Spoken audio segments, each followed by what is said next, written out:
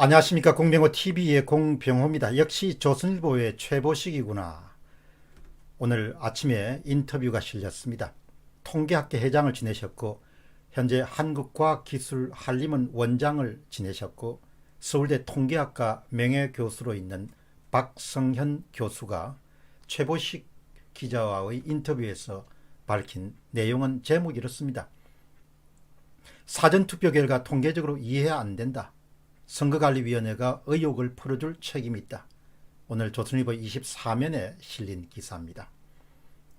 이렇게 박 교수님은 말을 내기 시작했습니다. 사전투표를 둘러싸고 말들이 많았어. 전국 지역구 253곳의 선거 데이터를 자세히 봤다. 통계적 관점에서는 확실히 일어나기 어려운 투표 결과였다. 어떤 형태로든 인위적 개입이 있었을 가능성을 배제하기 어렵다고 본다. 제가 그동안 일관되게 주장해온 것과 박성현 서울대 통계학과 명예교수의 주장은 정확하게 일치합니다. 드디어 한국의 주류 언론인 조선일보가 움직이기 시작했다. 그런 판단을 내리게 됩니다. 물론 조금 더 지켜봐야겠지만 오늘 또 중앙일보도 예외적으로 크게 같은 시각은 아니지만 또 이번에 기사를 다루기 시작했습니다. 박성현 명예교수의 주장을 인용해서 몇 가지로 압축해서 말씀드리겠습니다. 박 교수님 주장입니다. 조작 증거라고 단언할 수는 없어도 통계학자의 눈으로는 몹시 의아하게 비친다. 아주 우연히 그렇게 일어났다고 주장할 수는 있지만 통계적으로 이런 우연히 일어나기는 쉽지 않다. 굳이 말하면 신이 미리 그렇게 해주려고 작정하지 않고는 일어날 수 없다는 것이다. 신이 그렇게 해주려고 작정하지 않고는 일어날 수 없다는 이야기입니다. 통계적으로 거의 99.99999%가 일어날 가능성이 없는 일이 4월 15일 총선에서 사전투표에서 일어났다는 이야기입니다. 신이 미리 그렇게 해주려고 작정하지 않고는 일어날 수 없다는 거 아닙니까? 두 번째입니다. 현실을 반영해온 결과가 통계다. 가령 서울은 강남, 강북 등 지역 특성이 있고 후보 경쟁력이 달라 지지도가 다양하게 나오는 것이 정상이다.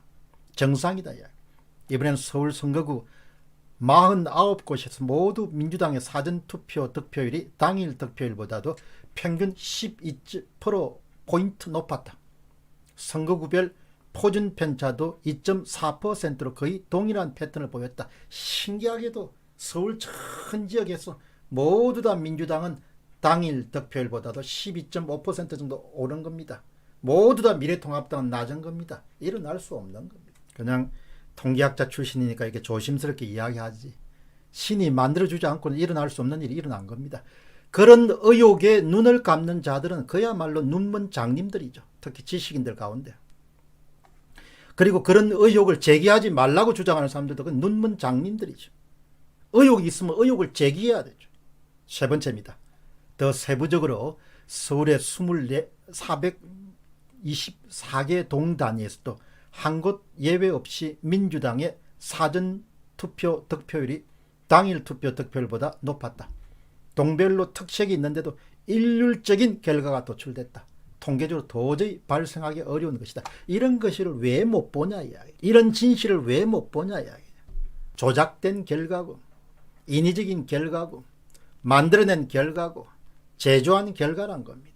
원로 교수가 무슨 이익이 있어서 그런 이야기 하지 않을 거 아닙니까? 박성현 서울대 통계학과의 명예교수 주장입니다. 그렇게 주장할 수 있다 하지만 당일 투표에서 민주당이 45.6%, 통합당이 46%였다.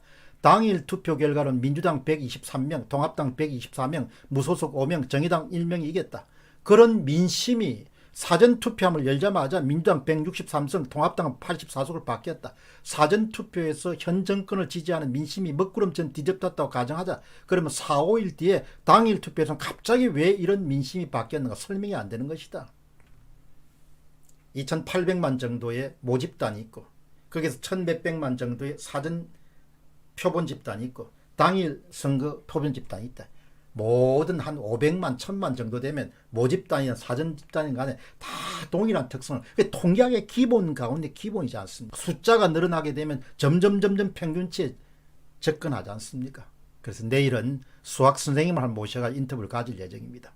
다시 또 박성현 명예교수 다섯 번째 주장입니다. 50대 이상 그룹에서 정부 여당을 지지하는 이들만 사전투표를 했다고 할 수 없다. 오히려 내 주변에는 문재인 정권 심판 의지를 보여주기 위해 미리 투표하는 이가 더 많았다. 무엇보다도 사전투표 뒤에 4, 5일 만에 표심이 왜 그렇게 바뀌었는지 설명이 안 된다. 표심이 바뀐 게 아니라 개입이 됐다는 겁니다. 개입이. 어떻게 됐냐? 그건 이제 앞으로 밝혀지겠죠. 지금 가설이 많이 나오지만 그건 검찰 수사에 관한 영역이지 우리의 영역은 아니다는 거죠. 다만 우리는 이런 가설을 주장할 수 있죠. 6번째, 박성현 명예교수 주장입니다. 전체 유권자를 하나의 모집단으로 볼 때 사전투표 그룹과 당일투표 그룹은 무작위로 나누는 것이다. 그런데 민주당의 사전투표 득표율은 당일투표율보다 평균 10.7%포인트 높았다. 반면 통합당은 당일투표보다 11.1%포인트 낮았다. 거듭 말하지만 4, 5일 간격으로 투표 성향 차이가 10%포인트 이상 크게 날 수 있다. 절대 일어날 수 없는 거. 절대 일어날 수 없는 겁니다. 모집단과 거대한 표본 집단들이 어떻게 그렇게 며칠 만에 바뀔 수 있냐. 개입이 됐다는 겁니다. 마지막 6번째입니다.